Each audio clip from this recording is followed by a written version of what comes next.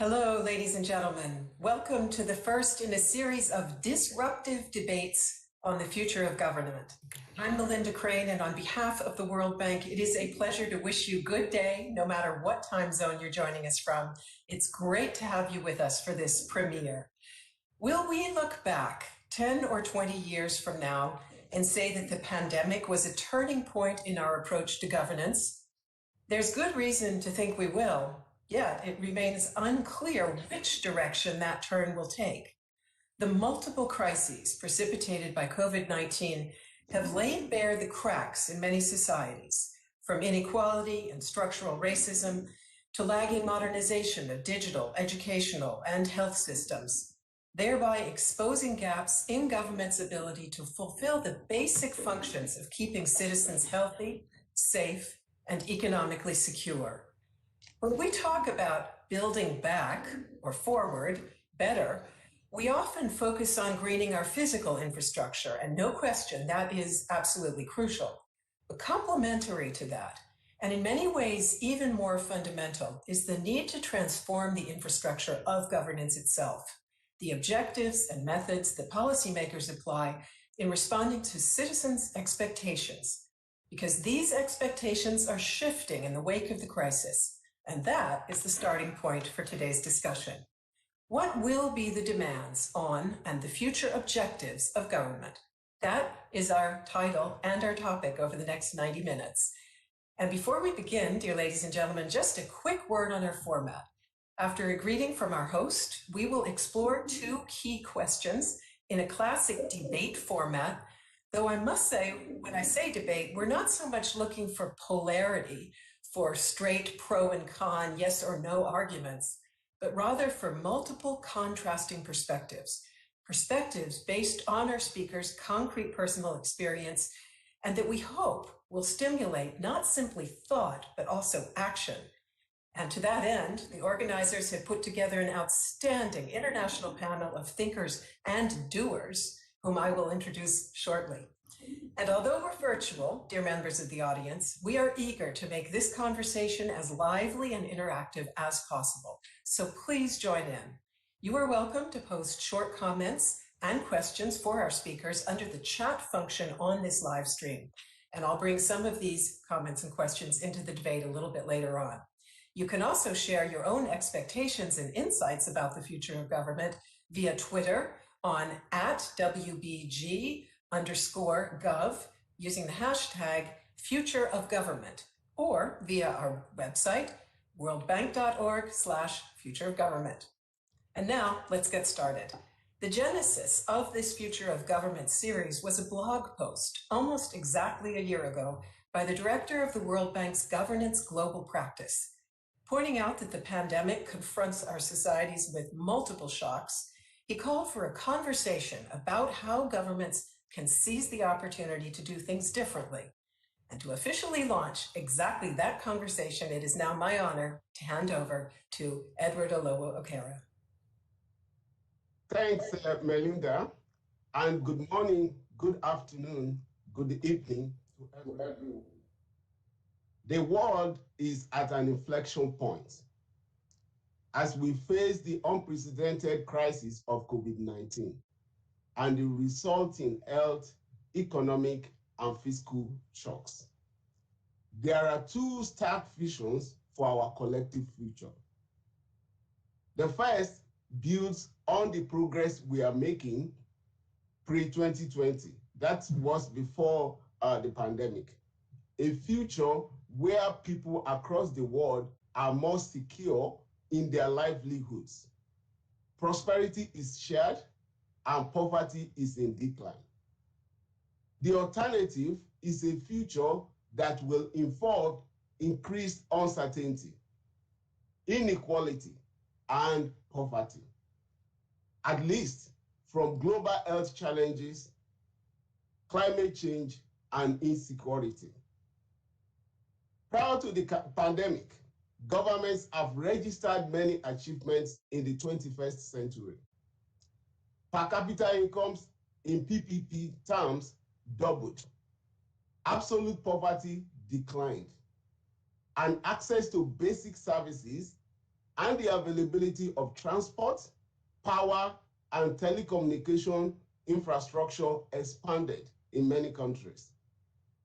Governments have, however, found it harder to address other challenges, whether securing the livelihoods and employment for their people, improving the equity and quality of services they deliver, reaching the last miles in infrastructure delivery, or transitioning from carbon. Over the last year, the crisis has exposed vulnerabilities, such as coordination failures, weak public institutions, ineffective and inefficient use of limited public resources, weak accountability, and issues of patronage and corruption. The pandemic has also illustrated in several countries that it is possible for governments with capable institutions to act decisively. By contrast, countries with weak health systems, no safety nets, and shallow financial markets have found it challenging to respond. Though the challenge has forced governments to look inward first, for instance, closing borders and focusing on their own populations. The recovery will, however, require collective action by governments and international actors on a global scale. Countries are now having to deal with COVID-19 induced challenges brought and also pre-existing climate change challenges. These challenges, I must say, are interconnected and intrinsically linked to poverty and inequality.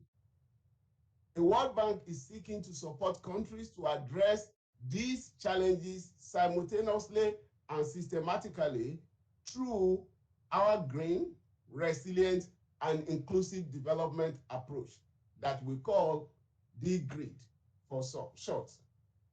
Now, one thing is clear.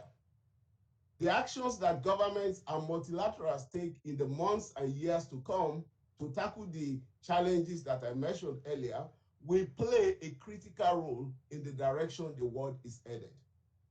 It is therefore crucial we start a conversation on what governments might look like after the pandemic and how they might change for good.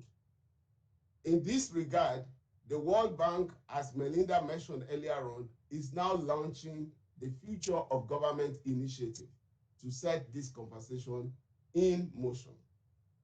I'm excited today that we are having the first in a series of disruptive debates to be held virtually between May and October 2021 on how governments might change. Regarding today, the focus of the discussion is going to be the most fundamental question. What will be the demands on and future objectives of government? So today's conversation will help us frame future debates to be held between June and September around 5 further questions. And let me just list those questions. First one is, how will the role of government change? How will governments deliver going forward? A third question is, how will governments be more productive? A fourth question is, how will citizens' trust in government be affected? And finally, how will governments be better prepared for future crises? There is no single answer to these questions. Governments will need to make their own choices and will take their own pathways. The purpose of this debate is to generate new knowledge and perspectives on the issues, as well as to discuss some of the trade-offs that governments may need to make to enable them to navigate this journey better. Now, these debates will feature a diverse range of speakers and stakeholders, including young leaders from various fields, activists, civil society actors, economists, political thinkers, public sector employees and politicians, and business people and entrepreneurs. These findings will be summarized in a flagship report that is set to be released in spring 2020. Now, I would like to encourage you to stay engaged in this conversation. We want to know your thoughts about the future of government. We want you to be active participants in this debate. And you can contribute using your Twitter handle, using the hashtag Future of Government. You can also go to our website at www.worldbank.org/future of government. As I mentioned at the beginning of my remarks, the world is at an inflection point. In convening these conversations now on the future of government, I hope we can contribute towards enabling governments to navigate the course towards a higher, a brighter, greener, and more resilient future for citizens the world over. Thank you. Back to you, Melinda.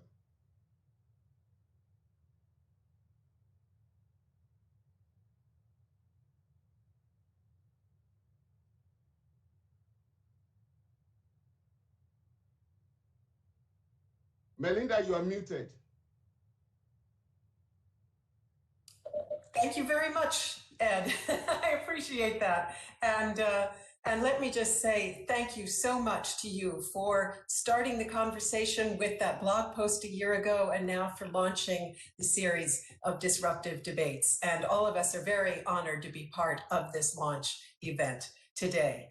And dear ladies and gentlemen, as we've just heard, our hosts have assembled a world-class international debate team, not only today, but also for the ongoing sessions in this series, representing the private sector and civil society, academia, and politics. And it is now my great pleasure to welcome today's debate team, and I will keep the introductions brief in the interests of time.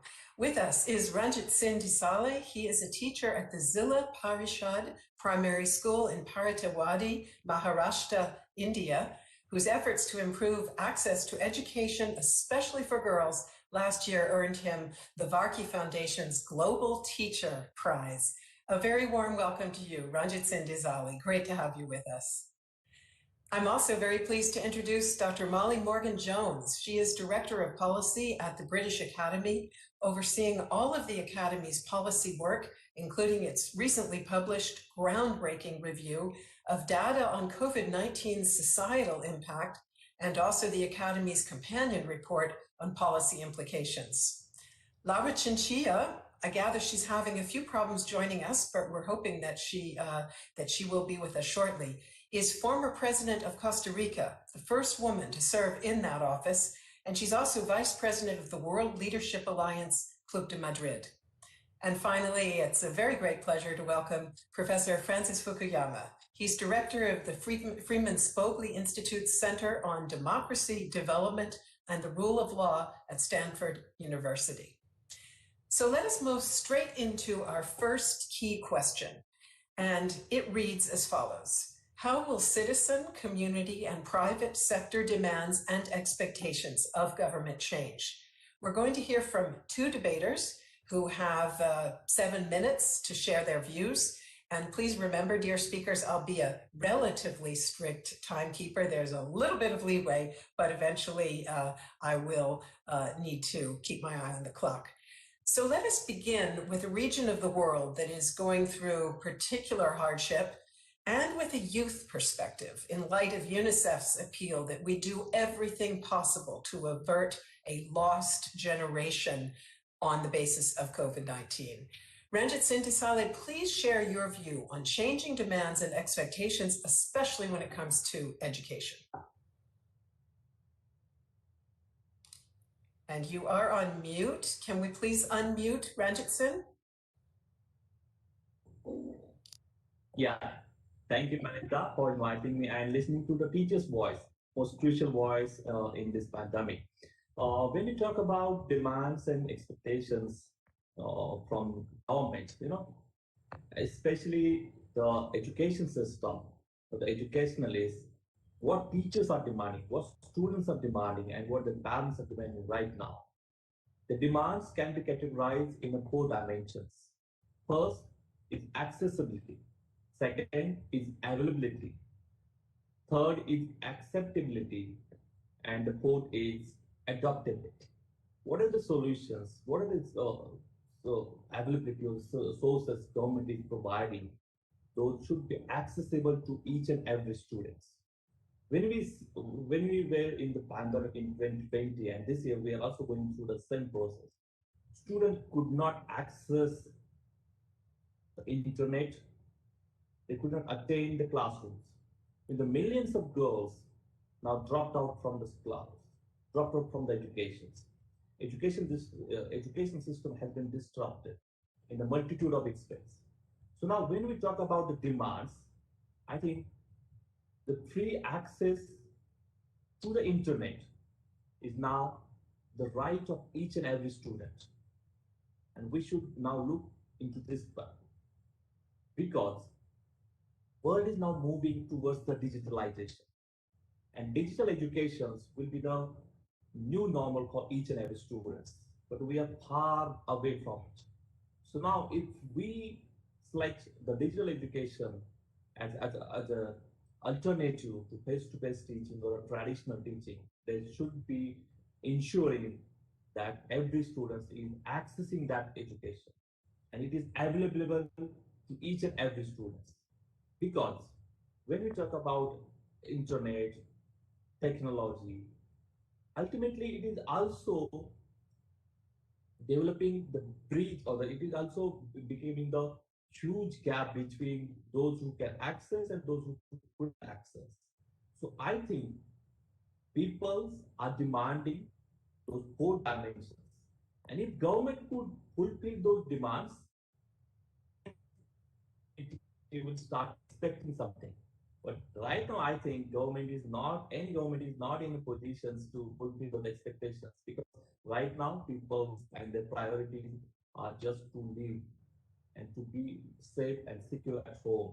So we should now talk about the demands.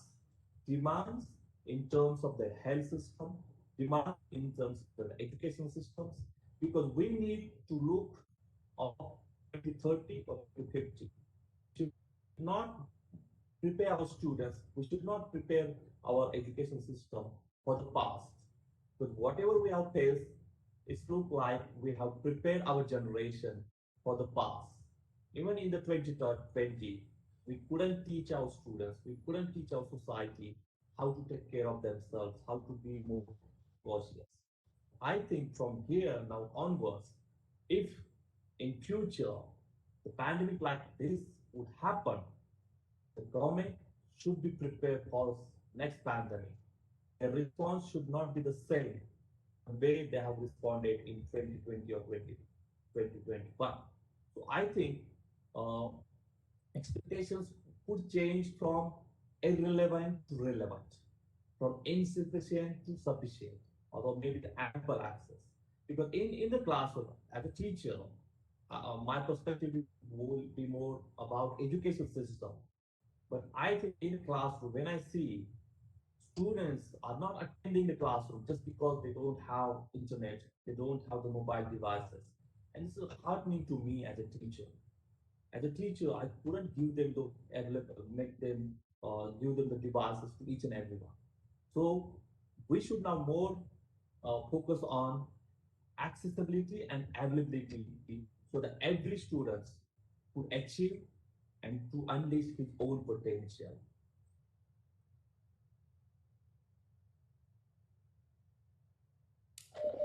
Thank you very much.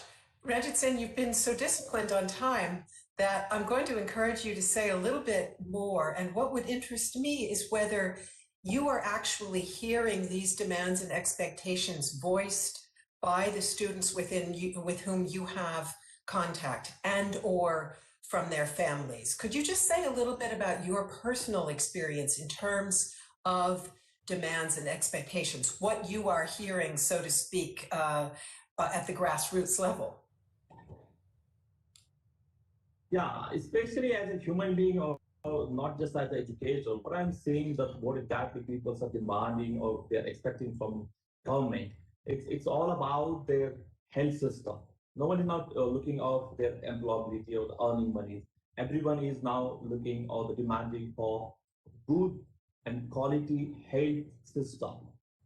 If you look at the India situation right now, or that was in the past of other countries as well, world is now looking to save the lives of their people's life of the civils. And people are demanding, they are just demanding a good quality healthcare system for themselves. And in last many years, we couldn't assure how many hospitals and how many doctors should be there for 1 lakh capita or 1 lakh students.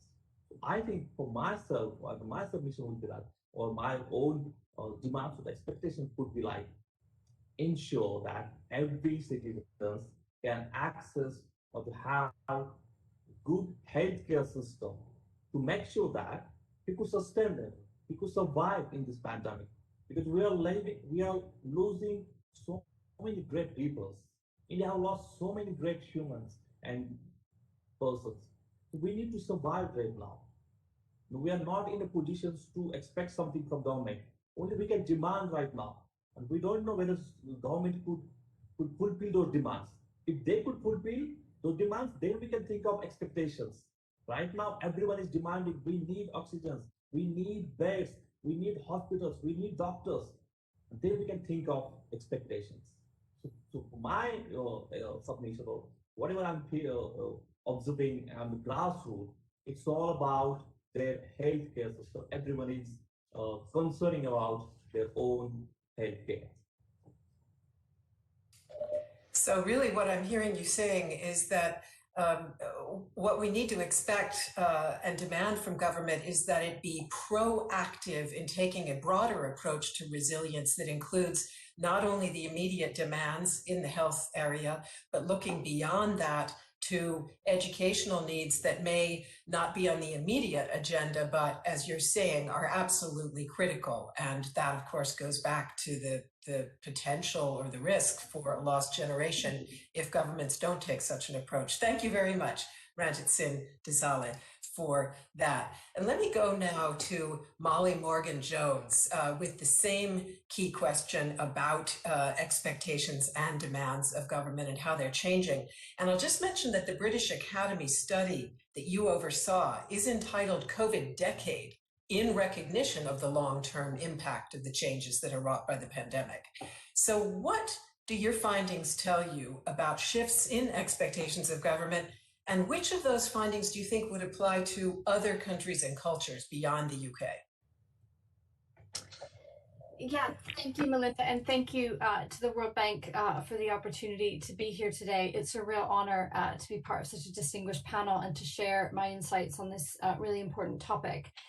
So yes, the British Academy, which is the UK's National Academy for the Humanities and Social Sciences, pulled together this very large review on the long-term societal impacts of COVID-19. And to be clear, the evidence we drew on and the conclusions we made were done in a UK context. The UK is in a relatively unique position in terms of vaccine rollout, driving down cases, and of course demands and trade-offs will be different in countries that are at different stages in the pandemic response. But I hope, and I think as I'm going to talk about, the framework we used is one which is applicable across different countries, different contexts, and really importantly allowed us to understand citizen, community, and private sector issues and demands that were at play, and again, how governments may need to respond.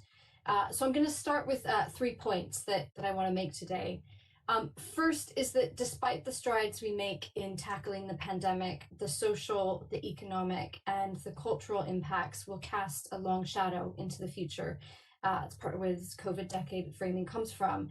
And this is going to emerge differently across places, have different impacts for individuals, communities, regions, and nations, and play out along different time courses. So these dimensions of place, scale, and time must be considered as we recover and we rebuild.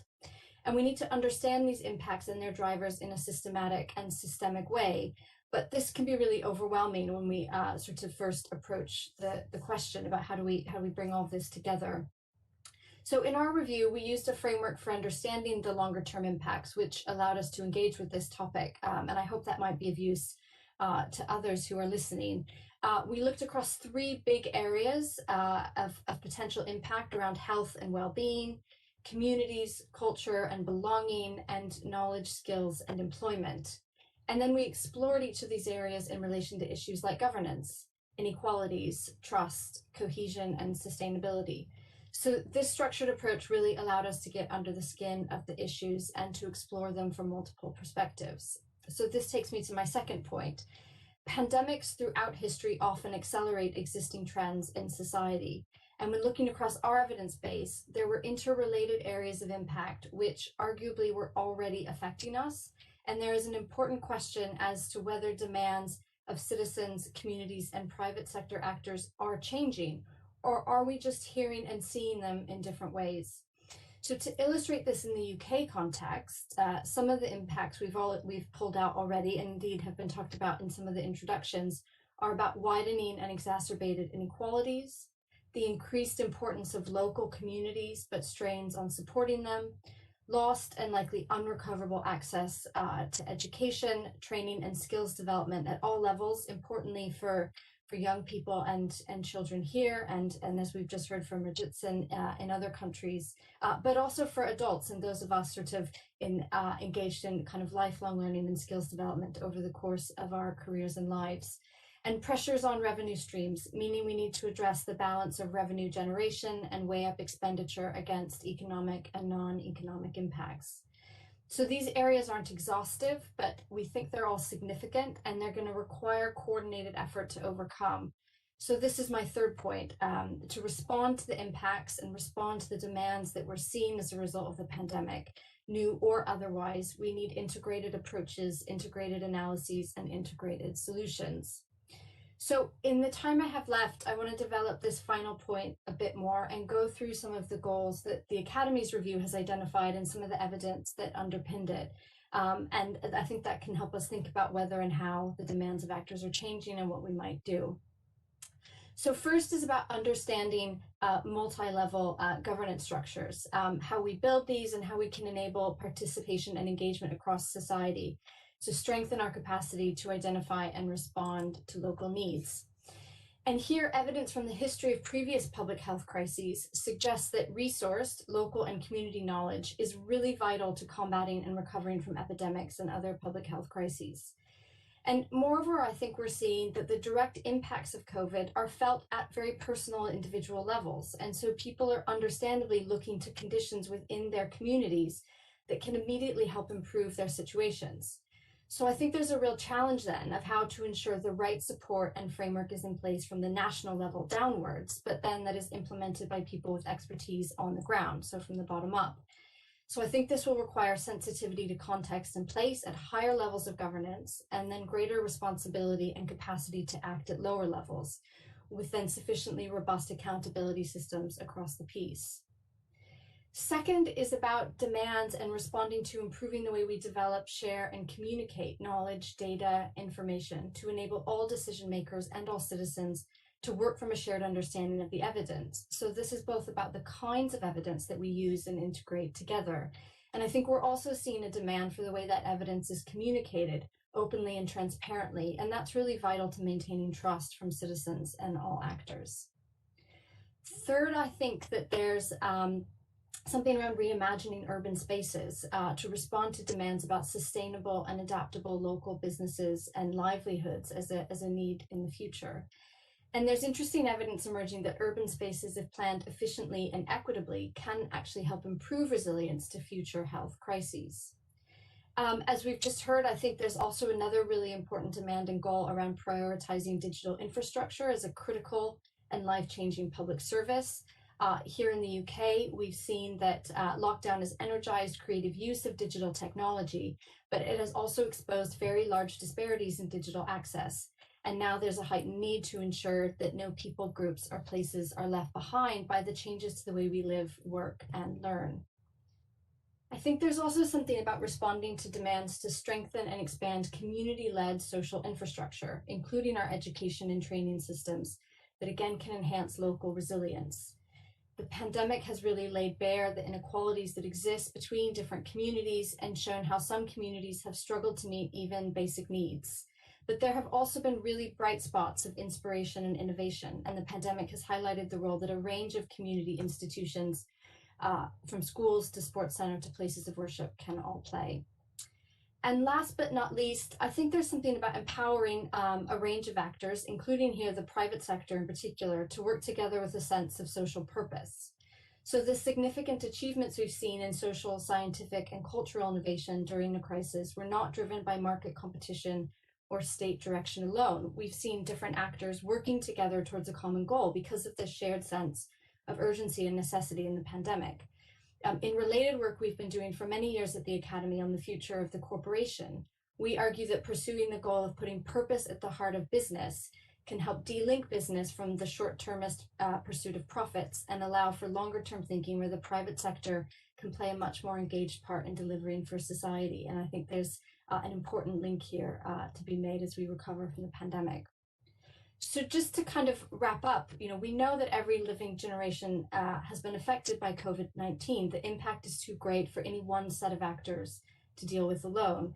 So that's why we say in our review, we are facing a COVID decade. And this decade, like previous turning points in our history, will be defined by how we all come together, how governments, the private sector, communities, and citizens think about how and where their demands do align. And then we all capitalize on that so we can all respond to the complexity of these long-term effects together. Thank you very much. Thank you very much, Molly, for that. And clearly some overlap with what we heard from Ranjitsinh in terms of long-term impacts, in terms of inequality and equity issues, and also, of course, digitalization. And I'm also very intrigued by the point that you made in regard to integrating different levels of government, because it's a different perspective on an issue that has, in fact, challenged many societies that have federalist structures as to how the responsibility for dealing with the pandemic sheds light perhaps on what works, but also sometimes on what doesn't work so well. So very interesting indeed. Thank you. Before we go on to our second key question, two messages. First of all, to the audience.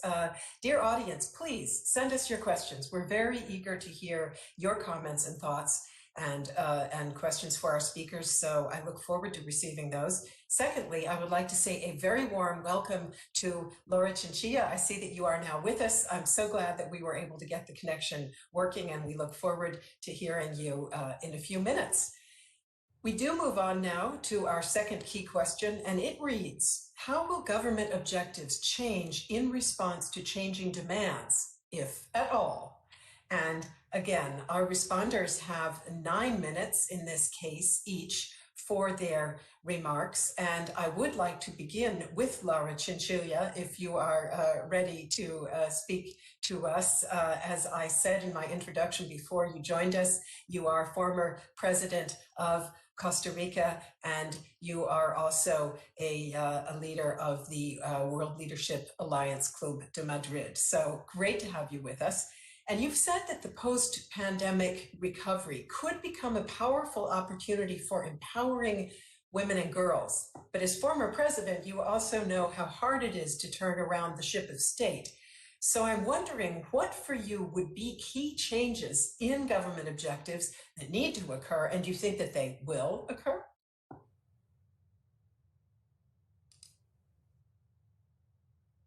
Ranjitsinh, can you hear us? You are on mute at the moment. Let's see whether you're still on mute. Let me give President Ranjitsinh a little bit of time, perhaps, to make sure that everything's in good working order. And if I may, I'll go straight to Professor Fukuyama. And interestingly enough, Frank Fukuyama, we heard Molly Morgan-Jones just now talking about the role of trust. And early on in the pandemic, you wrote, the major dividing line in effective crisis response will not be the type of regime, but the state's capacity and above all, trust in government. Yet in many places, the pandemic, in fact, has eroded trust. So how do you see it? Will government objectives change in response to demands for trustworthiness, for efficacy? Well, thank you very much for that introduction. And yes, trust is one of my favorite topics. And I think the COVID epidemic has focused people's attention on the lack of trust in governments around the world. I would say there is a global crisis of trust that predates the pandemic by decades. If you look at a lot of survey data, trust in government has been declining almost across the board in very many countries around the world. And I think there are a number of reasons for this, some of which are not all bad. People are better educated than they were 50 years ago. And I think one of the consequences of better education is that you learn critical thinking, you don't accept the authority of somebody above you simply because they're the president or the prime minister. There's much more diversity in populations, and the diversity, I think, in a way weakens trust. I mean, you think about the old boys network that used to run a lot of countries. They trust one another, but that's all because they go to the same clubs and they've had the same education. And as more different types of people have entered into elites, I think that has weakened, but that's a good thing.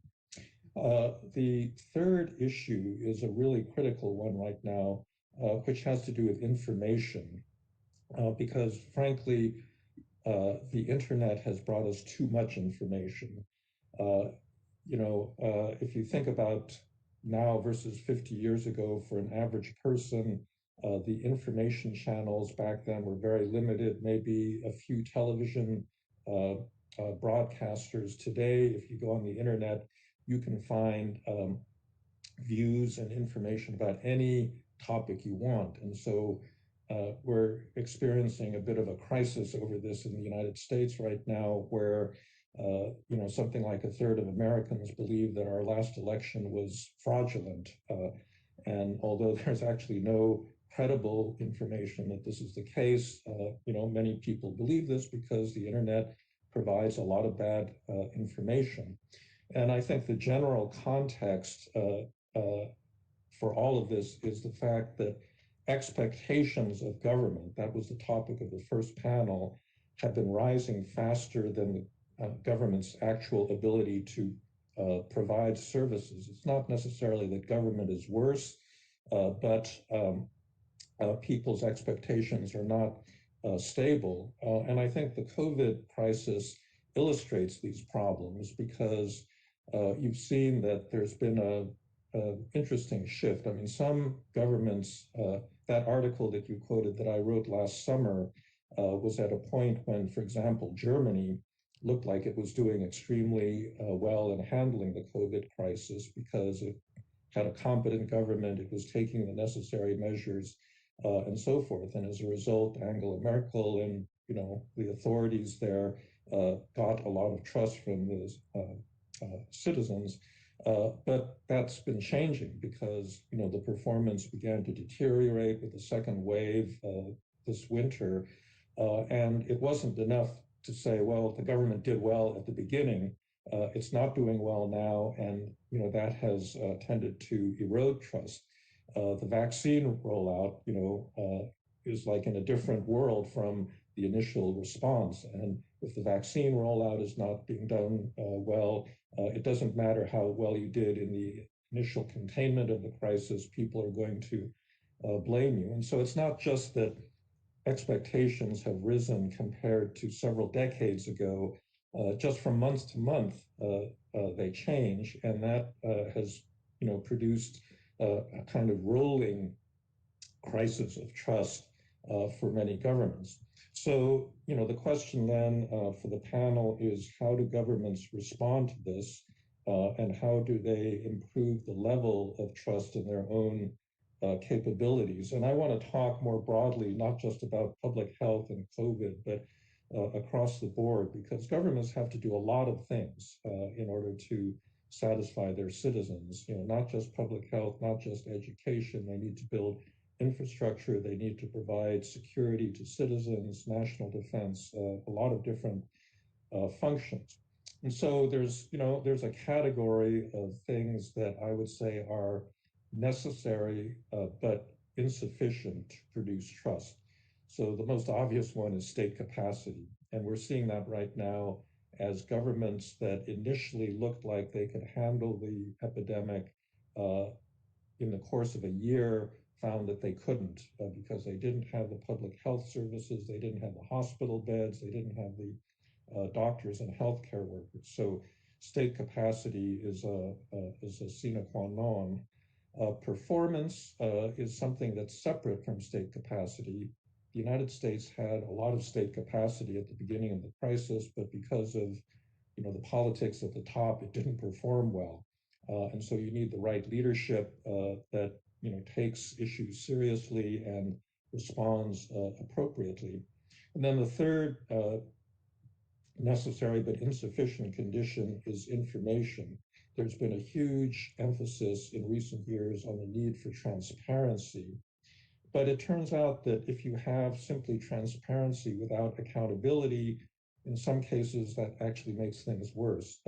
You publish the salaries of public officials, and a lot of them look like they're making much more money than they ought to on their public salaries, and then nothing happens to them. And so what do citizens conclude from that? Well, they become more cynical. They say, well, actually, nobody's punished for corruption or malfeasance. And that's the way in which I think, information actually can erode trust rather than increasing it.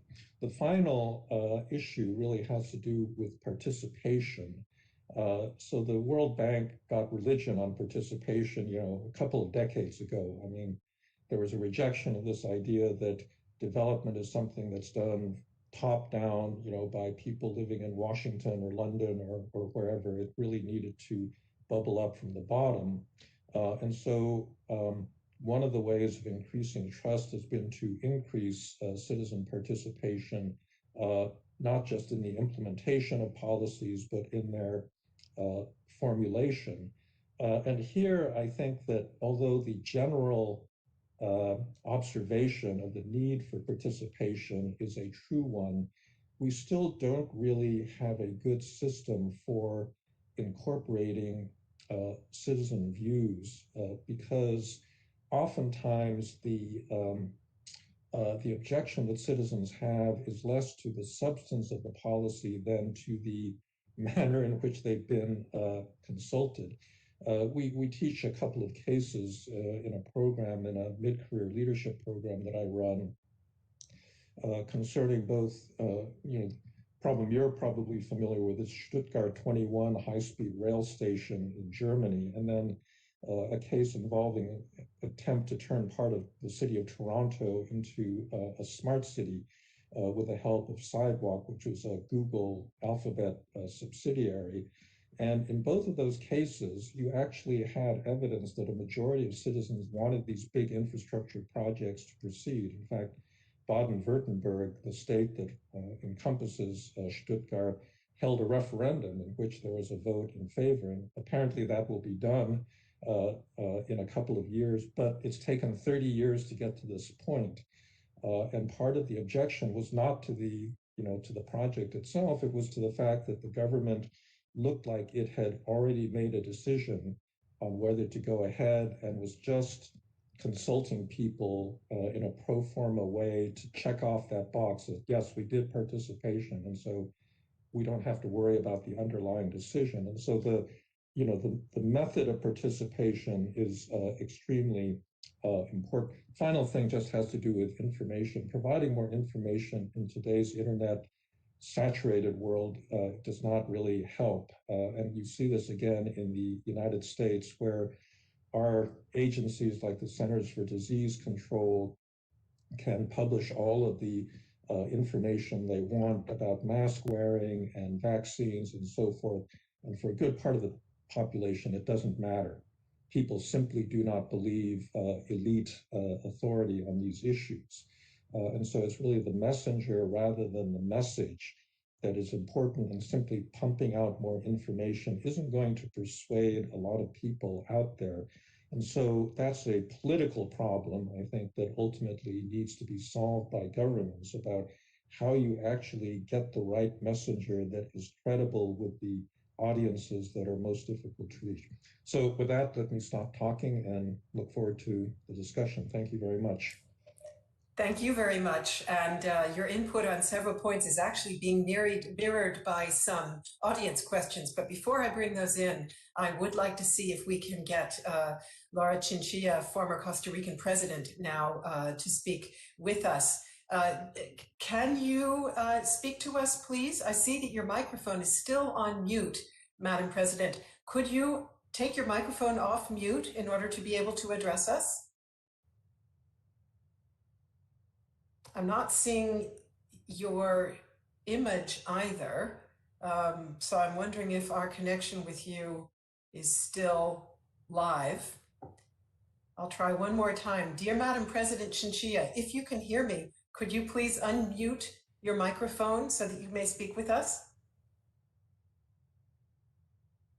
While we are waiting to see whether we can get that connection back, I will present the results of an audience poll and then perhaps bring in some of those audience questions that I mentioned. And our audience poll essentially asked the audience what audience members would demand in terms of the future of government. And interestingly enough, the breakdown on the answers reflects what a number of you have been telling us. And I'm particularly intrigued by the topic area that gets the least support. But here's the breakdown of the answers. 35.7% of those who answered the poll said that they would demand that health and education be prioritized in the future by government. 33.3% say climate and preparedness, so that's nearly as high up there as health and education. 28.6% say good, secure jobs. And interestingly enough, only 2.4% say infrastructure and technology. Now, maybe for some people, green infrastructure is included in the climate category, but it's interesting because when we talk about build back better or build forward better, we often are, as I said, so physical infrastructure focused, and clearly for the audience, they would not necessarily see that as a high priority unless perhaps it does relate to climate. Let me now try one more time to address President Chinchilla. Can you hear me, Madam? So she does still seem to be on mute. Then I would like to simply bring in now some of the audience questions, and I'm going to put them out there with my guess about who might want to pick up on them, but I'd like to ask the other panelists to then please just give me a sign. And Ranjitsinh, if you're able to, perhaps you could turn your camera on again so that I can see you. Great, thank you. So the first question is from Harshad, and he says, what should government's main agenda be? Caring for people or caring for the economy? And essentially that also goes back to that audience poll. And Harshad points out in the current pandemic, it can be conflicting, people or economy. And let me get Frank Fukuyama to get us started, and then I'll take other inputs from our other speakers. Well, I sort of think that, you know, these choices between objectives of government is a kind of false choice. You know, if you don't have jobs and you don't have economic growth, you can't adapt to climate change because climate change actually involves, you know, building a lot of infrastructure.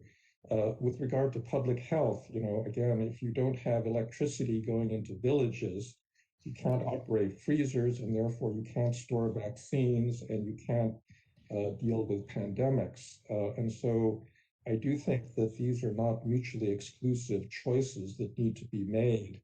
And then, you know, there's finally the political issue that you know, the lack of jobs and the resulting economic inequality that we've seen as a result of the kind of globalization that we've experienced over the past several decades has been one of the drivers of political instability, the inability of governments to deliver on, on steady and equitable growth destabilizes democracies, and we've seen a lot of evidence of that. So I would say that rather than making these kind of zero-sum choices that have to be made against each other, we recognize that you need, components of all of those objectives if you're, able to achieve the ends of government. And may I just bring in, while you have the floor, one other question before I go to Ranjit and Molly. And this question comes from Jacques, and it relates to exactly the point that you were making about modalities of participation and communication between citizens and government. So the question is phrased thus: what can be done to better align citizen expectations with government response capabilities?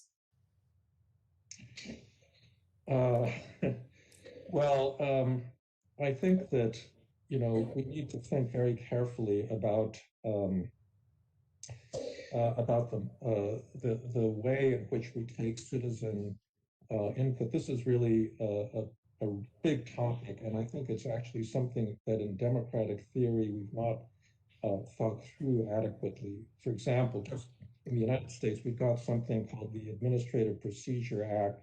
Every time the government changes a rule, they have to post this publicly, and they have to have notice and comment where any citizen can comment. So some of the big rule changes, you get 10 million comments, right? And how do you actually interpret 10 million individual contributions to a public debate? And so I think that structuring the modes of participation are difficult because there's also a difference between what the kinds of groups and activists that tend to participate in these public discussions, what their views are, and what a kind of broader general democratic public's understanding would be. So this is a way of avoiding answering your question. I just want to say that these are actually very difficult questions normatively and practically, and I don't think we've got good answers to them. Let me perhaps go to Molly to see whether you also might want to address either of those two questions from Harshad or from Jack in regard to the balance between caring for people as opposed to caring for the economy. And then, of course, also that other question about aligning demands and expectations with response capacity. Yeah, I mean, I have to say, unhelpfully for a debate format, I'm going to completely completely agree with Professor Fukuyama, not disagree at all. I completely agree that this idea that caring for people and caring for the economy is a trade-off, is not the right way to think about things. But I think that's one of the difficult things about the current situation we're in, is they're often put forward as a kind of zero-sum game. I think then on the aligning citizen response, again, completely agree. It's important to make sure that we have that as a goal, but mechanisms for doing that need work. I mean, we've suggested a range of things in our review that are really about what I was talking about, that way the framework at a national level, but then the mechanisms at the bottom up, developing strong partnerships across multiple sectors and services at local levels, making sure you have the support for that and sensitivity to that from the top down. But the specific mechanisms, I think we just have to keep experimenting and trying. And actually, there's interesting kind of ideas out there that as democracies, we need to get braver at experimenting and innovating. And I think this might be an opportunity to do that. Thank you very much. Let me go now to Ranjit. And Ranjit, of course, also feel free to speak to either of those aspects if you like, but I also have a specific question that has come in for you, and it is this. 3.3 billion people do not have effective access to technology. In the poorest countries, where teachers often didn't even turn up to classrooms, is technology-based education really possible? Not all teachers are Global Teachers of the Year, unfortunately. Yeah, it's a fact. Not all can be the global teacher, but just look at the world of 2050, when the students who are actually in the classroom and those will be the leaders of future are in the classrooms, and at that time, how are they going to be seeing the world? At that time, in the world of 2050, technology would change our lifestyle. When technology like 5G and other internet, it is true that not everyone having the access of internet and devices.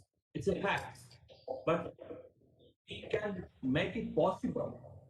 As I rightly said in the my beginning in my submission, that access of internet should be the birthright of each and every student who is in the classroom. And when the government is thinking of on that line, then they will start to building the infrastructure and making accessible internet to each and every students. And when we talk about the digital education, we need teachers as well. That's fact. Because right now, students of 21st century are being taught by teachers of 20th century using the 19th century curriculum on an 18th century text. And it's a huge gap. But we cannot blame the teachers only, right? So ultimately, it's a responsibility of the government. And we need teachers of 21st century who know how to use technology, how to use technology for the best things, accessible and other other perspectives of technology. So my submission or my thoughts would be that we should now move towards the digital education, digitization of teaching methodologies as well. We need teachers. This can be the good opportunity for those who can teach virtually, and it can be the new job opportunity. Those who are now at home, but still at home, you can teach them. I have seen many engineers, those who are sitting at home, started their own online classes. They started their innovation practice. Those who are good artists, they started their online art classes. So technology is just a mean, not the end. And when I say digital education, I'm just using the technology as a medium, not an ultimate goal. So I think we should now focus on digital education because it's safe and secure. Students don't have to leave their houses because during this pandemic, it's very difficult to go out of the class, even out of the house, and gather together in the classrooms. So it's safe and secure, and ultimately, we should now focus on how we can improve digital education. Not just blaming that it is now improving the gaps between those who have access and those who don't have. We should take it on a positive note and how we can improve digital education, how we can look for the better teachers. And I don't know, but in 2050, everyone could be on standards of global teacher. Everyone doesn't need to become a global teacher, but everyone should match with the standards of a global teacher. And world is looking for those standards that every teachers match those standards of global teacher. It's ultimately going to be that everyone going to be the global teacher. So I actually also have another follow-up question to that for you, Ranjitsinh, and the question is this. What are some easy to adopt technologies that education systems globally can and should begin implementing?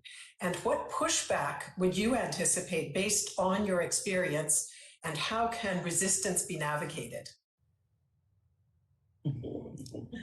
I think there are various tools that can be accessed by every student, every parent, and every teacher as well.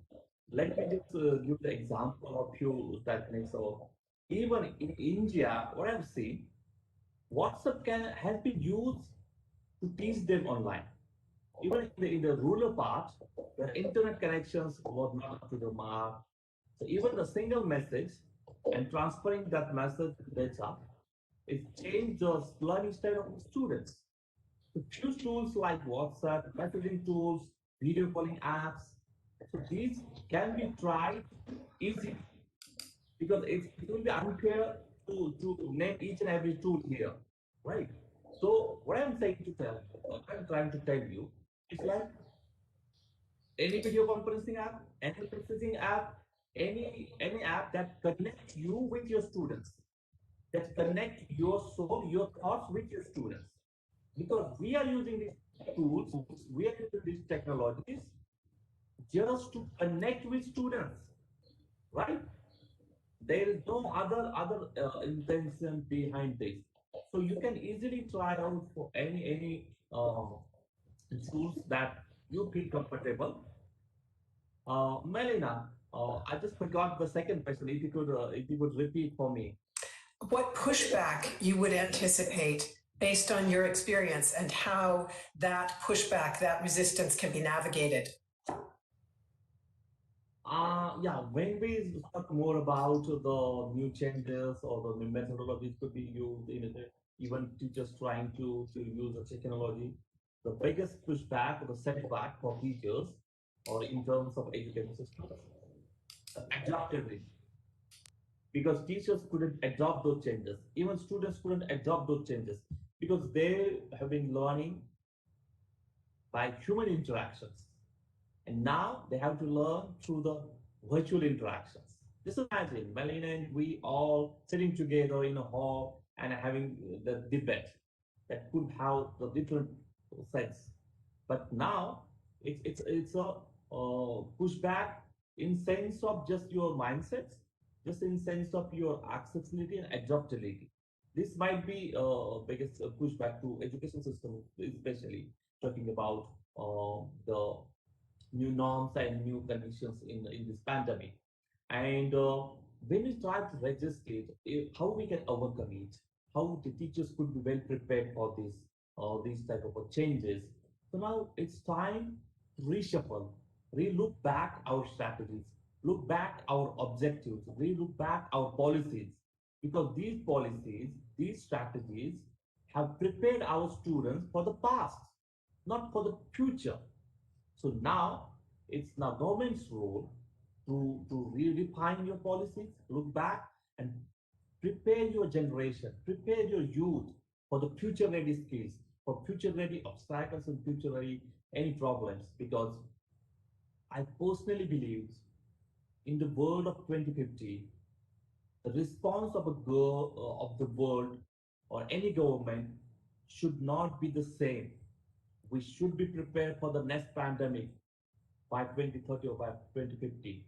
So to do that, it's time now to look back, look and retrain whatever the strategies and steps you have brought.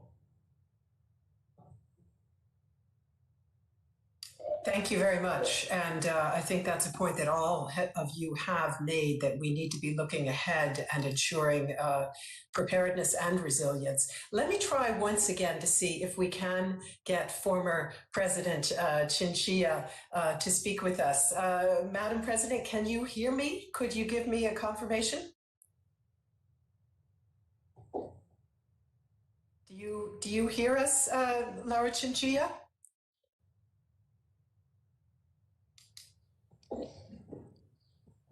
I'm told that you are on the line, so I'm just going to try one more time.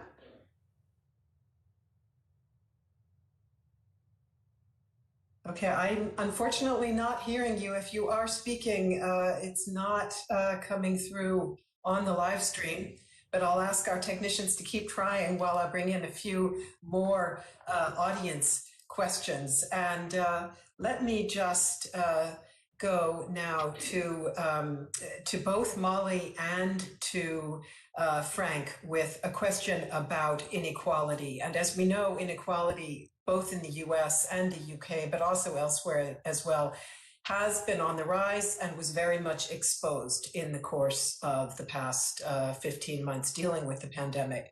So Rahul has asked the following question. Absolute poverty has declined, but isn't it true that market forces have made more of the population prone to relative poverty? How can that be tackled? Frank? Well, sure. I think there's not a new answer to that question. You do it as we've done over the last 70 years, through redistribution. That can take a lot of different forms. If you provide education, health services, security broadly to your population. You're basically redistributing income. You can have things that are more targeted, like conditional cash transfers. But I think that, we're coming off of this so-called neoliberal period in which there was an emphasis on, fiscal austerity, on, fiscal sustainability. That remains important. You can't redistribute if it undermines incentives and the like. But I think it's evident that we can do a lot better than we've been doing over the last 30 years. And so I think you need to shift to a set of policies that's much more open to redirecting resources in that direction.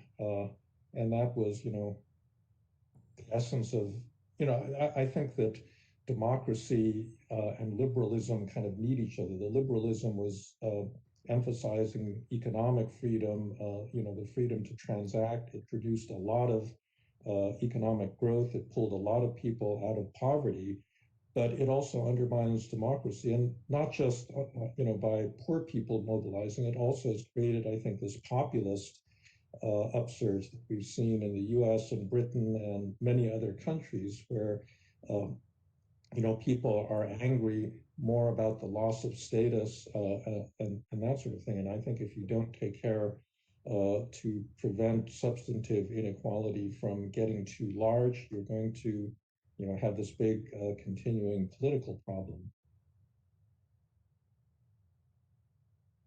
Sorry, thank you very much. Let me get Molly's take on that as well. And then I have a somewhat related question also for Molly.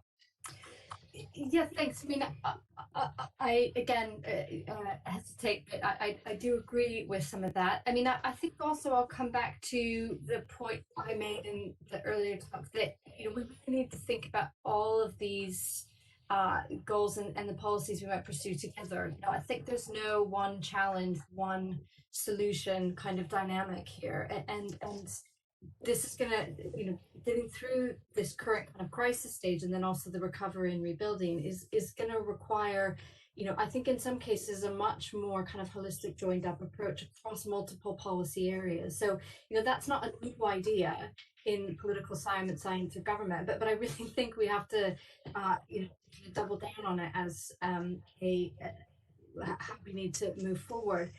I think also, I'd come back to one of the goals that we've identified around sort of how we empower and enable people to work towards sort of a shared social purpose. So I think there's ways that we can incentivize commitment to more purposeful business, getting businesses to put purpose before profit. I think we can look at implications in the workforce divide between that's emerging between those who can work more remotely and those who can't. I just think as we recover and our economies and our societies are shifting, the fact that we, a lot of the structural inequalities that might have, that have been there, but perhaps more hidden, or we just didn't give them the attention they deserved, have now come for.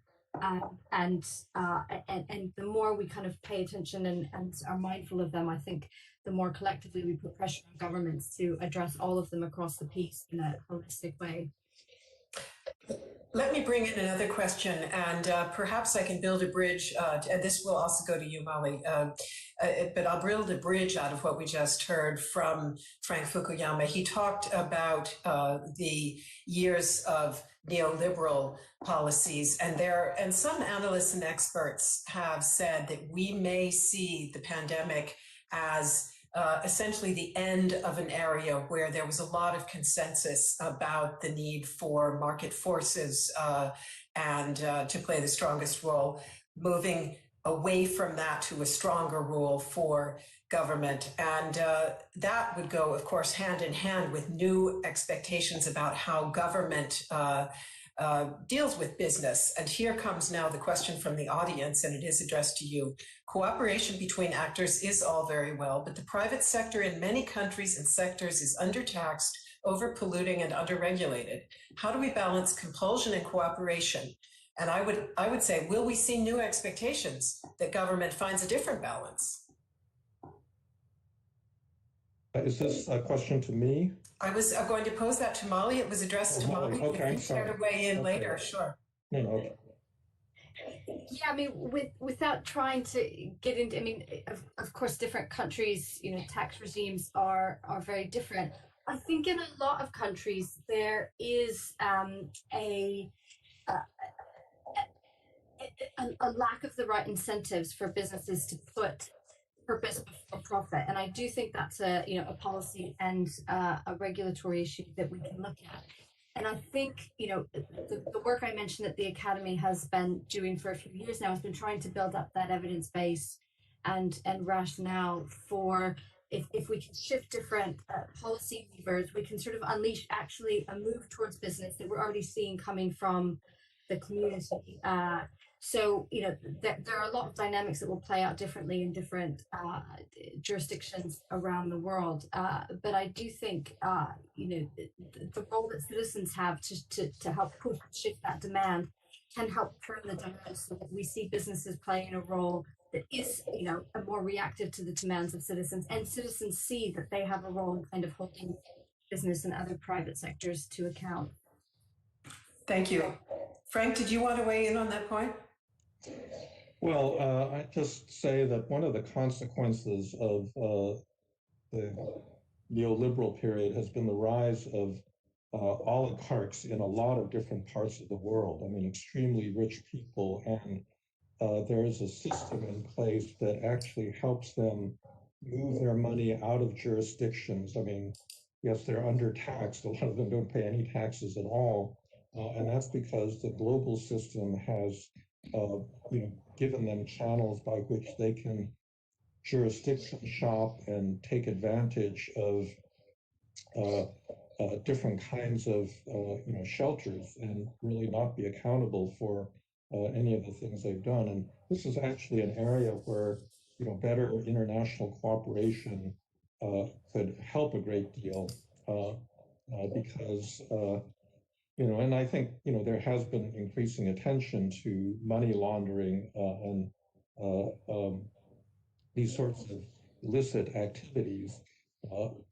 And then, there are more straightforward policy issues like these big technology companies, where there's been a suggestion actually coming from Janet Yellen in the United States that there really needs to be a kind of agreement on a minimum floor for taxation of these behemoths, because they're quite legally taking advantage of regulatory and tax arbitrage to move to jurisdictions where they pay the least taxes. And again, this is something that could be solved with a bit better international cooperation.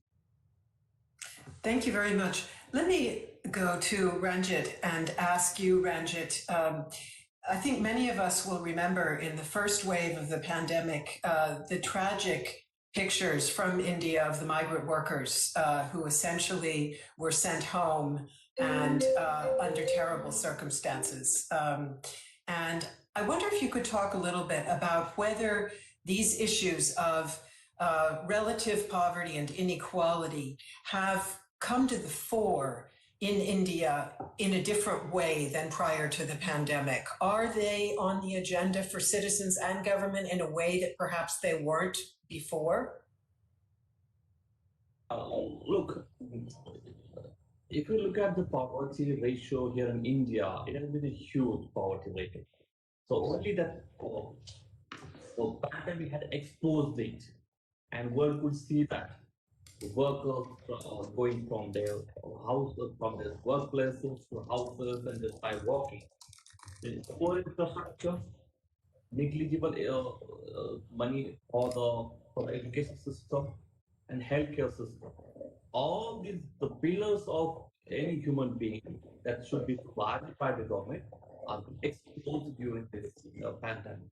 So, as per the government regulations and their demands and their expectations or their policies, I don't think that this is being prioritized by the government of India, because they more wanted to prioritize the economy rather than the healthcare, rather than the education. So because someone has asked the question before as well, whether we need to prioritize human beings or the economy. So here in India, we are not considering about economy. status or economic conditions. So when we prioritize that, so ultimately, it's very difficult to balance both these things. And no one has the experience how to balance these things. So when I look at the status of the education or status of people living here, poor infrastructure, it is exposed. So I think relatively, the impact on the economy, it could impact, because every time when you talk about the economy, you cannot go by the facts and figures. Always talk about just like GDP being raised, incline, but what about the status of people living in those countries? So facts or the figures always couldn't reflect the truth or the reality. So I think in the true sense of what the government is doing right now, as I told you, we are more prioritizing the economy, because economically we have really collapsed. People have lost their job. They don't have the money in their hands. When people couldn't pay the hospital bills as well, just because they don't have a job, they don't have the health insurance as well. So all this can come together, and when we talk about the state status, we'll have seen what exactly Indians are facing right now. So relatively, it ultimately gives a picture of poor people and the rich people as well. Because billionaires, the top 10 billionaires in the world are living in India as well. And at the same time, you have seen that migration happening. Workers are leaving their jobs and going back to their houses. This is contradictory. I'm not an economist, but I'm a people, I'm a citizen who observe all these things. And ultimately, if we prioritize economics, you're lost your job. Will you try to pay your fees of your kids? It will not be your priority. Your priority will be just to sustain there. Ultimately, it is affecting other sectors as well. When you just only focus on economical growth, so ultimately the people's living status, their education, be prioritized. I think we need to balance those things. Not only in India, but ultimately world also need to balance these things, because both these are very important, crucial factors. Thank you very much. That echoes what we heard from Molly a few moments ago about the need for a holistic view, that it isn't about one or the other. Frank Fukuyama, of course, issues of inequality, the rise of oligarch economies that you talked about, corruption and so on, all of those have been part of the forces that have undermined trust, as you said. I have a question here from the audience, from an audience member named Komal, and he says, what are some shorter term measures that governments can take to build trust amongst citizens? I guess, the obvious answer to that is that they can actually focus on providing those services that they're committed to provide. A lot of governments are more interested in, the kind of game of political power, party competition, and that sort of thing. And that has, taken their eye off of the ball of providing basic services.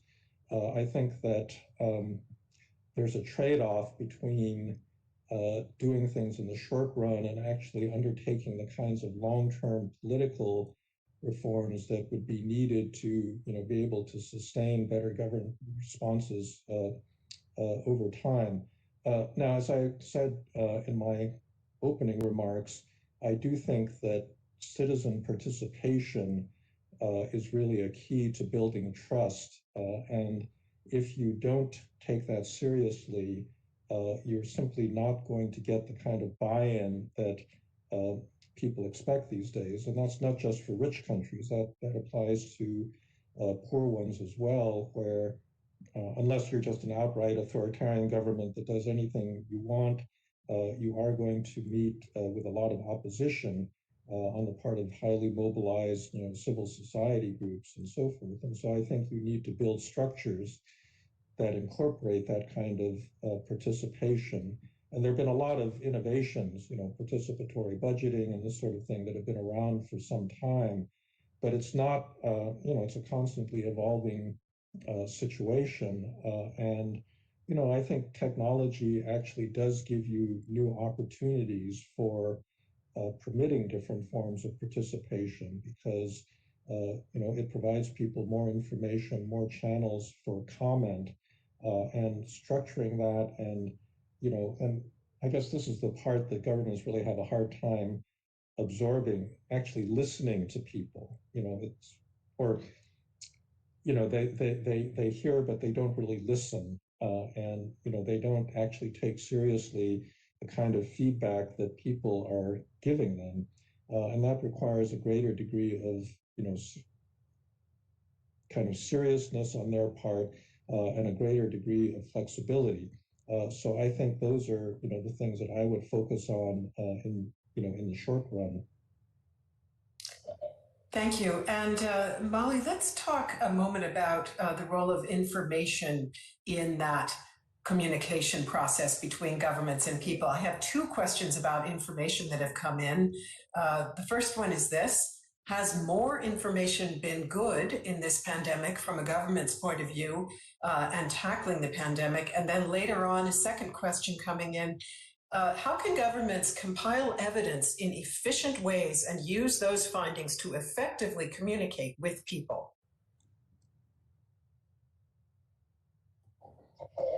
They're such great questions, and they're ones I would love to spend a lot more time thinking about and kind of and really getting to terms with. But they're really fantastic questions. On the first one, basically, is there such a thing as too much information? I mean, interestingly, we did a session on that at the British Academy around this time last year that the economist Cass Sunstein led, and you can look up the summary of that on our website. And it's around this issue: is there such a thing as when do we have too much information, and how does that what's the interplay there with decision making? I mean, there's no clear answer, but I think part of it is about the transparency of where the different kinds of information come from, how they are integrated and brought together. And I think there's also a task that we have to think about is what counts as evidence and what counts as information. I mean, the pandemic has been in a situation where there's been a lot of very immediate medical and health and very technical things around vaccine trials, randomized controlled trials. There are very particular ways those have to happen in order to make sure that we're doing things that are going to cause more damage to public health. But there are very different kinds of evidence in the social sciences and humanities that are also affecting what's happening to us in our lives and livelihoods. So I think we really need to think about how we bring those different sources of evidence and information together and learn in the best ways going forward, and not prioritize one kind of information or the other. Local knowledge is very important, no matter where we are in the world, and let's not let that get overwhelmed by different, more sort of formal or privileged forms of additional information and evidence. The second question, I think, was about how you bring that together. How governments can compile evidence in efficient ways and use those findings to effectively communicate with people. And since we don't have a lot of time, maybe I would ask you in your answer to also just briefly give us your response to what we heard from Frank Fukuyama a little while ago, saying that in a polarized setting like we have in the United States and to some degree in the UK, of course, information can fall into the black hole of polarization.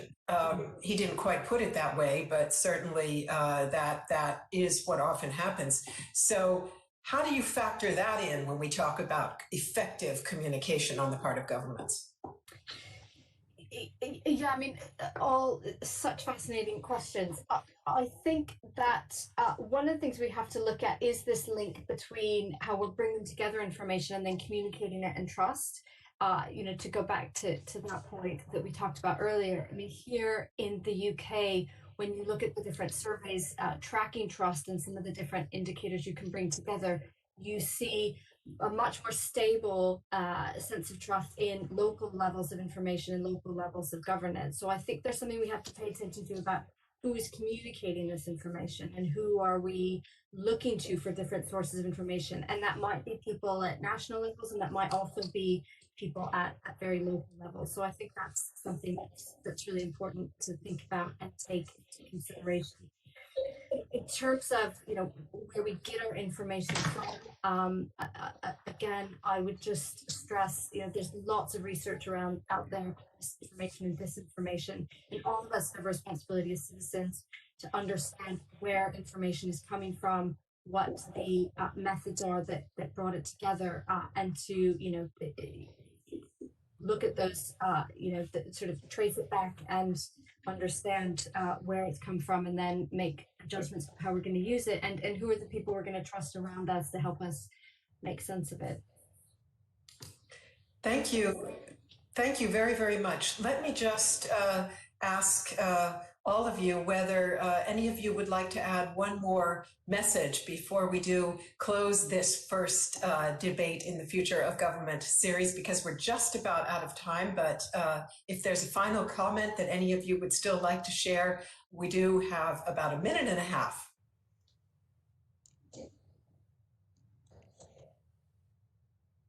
Frank, are you talking? Because you're on mute. So if you would unmute yourself, we'd love to hear what you're saying.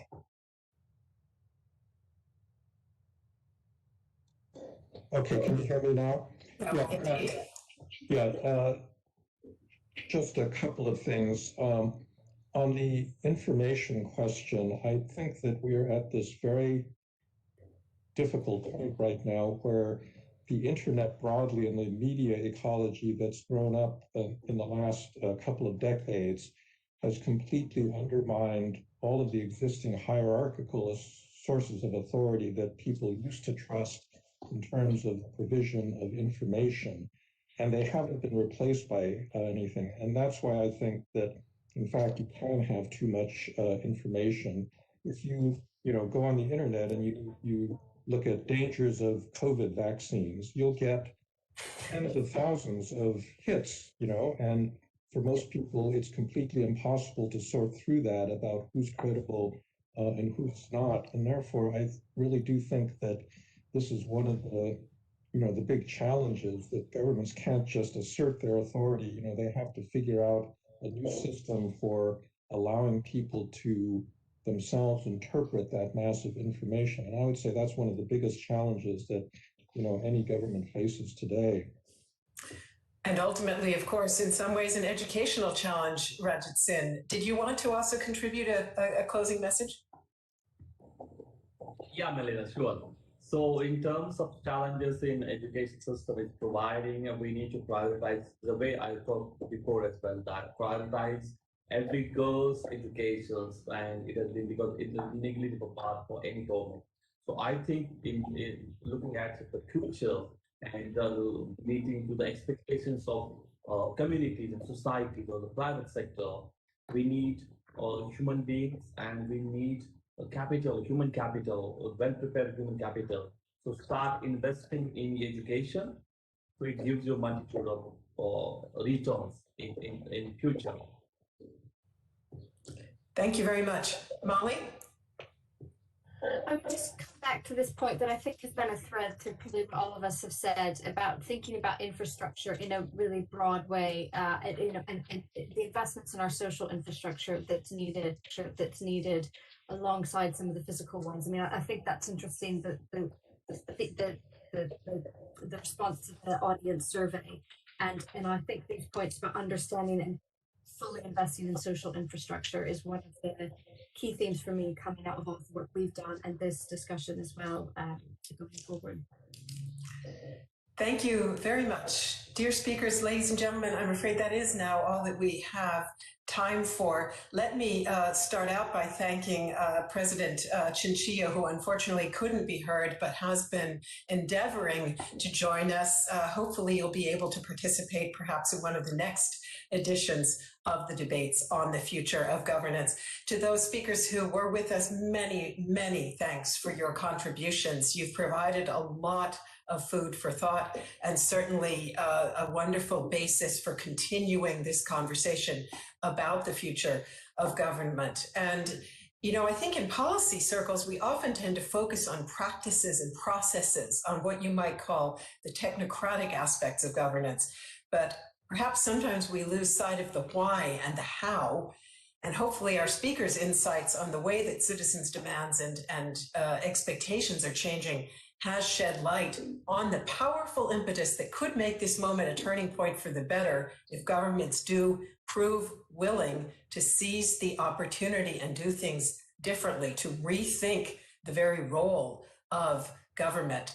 So again, many thanks to all of our speakers for sharing their perspectives, also to our organizers for making this debate possible, to everybody who's been working behind the scenes to also make our technology function so well, and to you, ladies and gentlemen, for your attention and for your contributions. You've given us wonderful questions and comments. Many thanks for those. We hope that you will join us for further debates in the Future of Government series. The next one is scheduled for June 2nd, when another excellent debate team will drill deeper on changes in the role of government. So check out our website for more. And until then, stay healthy and goodbye.